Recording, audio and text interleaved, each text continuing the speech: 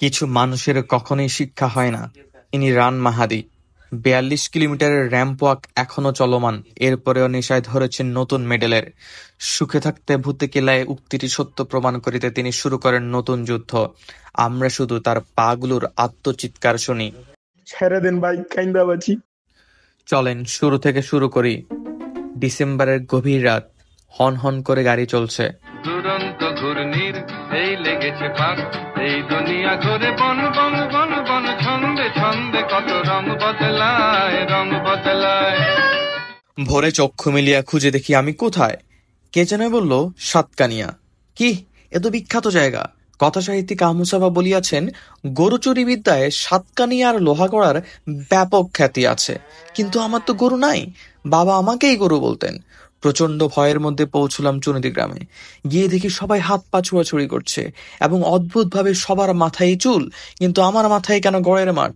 পরে মনে হলো পুরুষের টাকা থাকলেই হয়। পকেট হাতিয়ে মনে পড়ল আমার তো টাকাও নেই।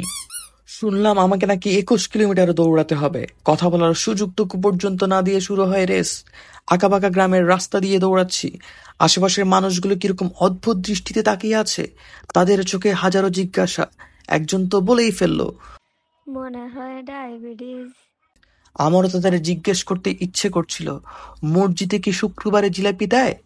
কিন্তু হাইড্রেশন পয়েন্টে খেজুর ও কলা দেখে সব ভুলে যাই। সবাই আমাকে পার হয়ে এগিয়ে যাচ্ছে আর আমি শুধু মুচকি হাসছি। বড় হবার সাথে সাথে ওরা ভুলে গিয়েছে আগে গেলে বাগে খায়, কিন্তু পিছিয়ে গিয়েও কেন কিছু পেলাম না আমি। এই গ্রামের রাস্তায় প্রায় 14 কিলোমিটার মতো শেষ করলাম। সামনে আরো কিছু পথ বাকি আছে। সত্যি বলতে খুবই দারুণ লাগছে। গ্রামের মানুষজন পথের চারপাশে দাঁড়িয়ে থাকে, খুবই কিউরিয়াস ভাবে দেখে। জিনিসটা খুবই এনজয়েবল এবং একদমই রোদ নাই। খুব ঠান্ডা একটা বাতাসের মধ্যে দৌড়াচ্ছি আমরা, খুবই চমৎকার লাগছে। দৌড়াচ্ছি আর দৌড়াচ্ছি, হুট করে দেখলাম আমার পাশে দৌড়াচ্ছেন আমাদের বাবর ভাই।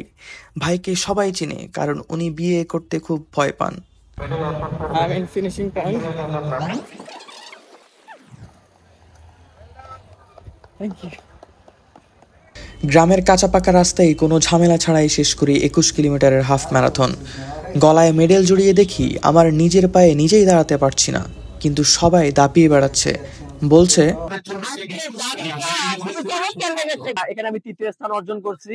আর যদিও একটু অসুস্থ ছিলাম, এই কারণে আমি আমার বেস্টটা দিতে পারি নাই। তুমি কি দেখেছো কভু জীবনের পরাজয়, দুঃখের দহনে করুণ রোদনে তিলে তিলে তার ক্ষয়, তিলে তিলে তার ক্ষয়। ম্যারাথন আয়োজকদের নাম চুনতি.com। চিন্তা করে দেখলাম গ্রামে পড়াশোনা বেশি, খেলাধুলা বেশি, টাকা পয়সাও বেশি, কিন্তু ডটটা কেন কম? কেন ডট বেশি না? মাঠের এক পাশে দেখি আমার মতো গরিবদের জন্য গরিবখানা খোলা আছে। কেউ একজন আমাকে ডেকে বলল, ভাইয়া আপনার বাংলা গ্রামারের সমস্যা আছে, ওইটা গরবাখানা। ওই বেটাকে বদদোয়া দিতে সরাসরি চলে আসি মসজিদে। মসজিদ থেকে নামাজ পড়ে বের হওয়ার পর মনে হলো, ইস, জিলাপিটা নেওয়া হলো না।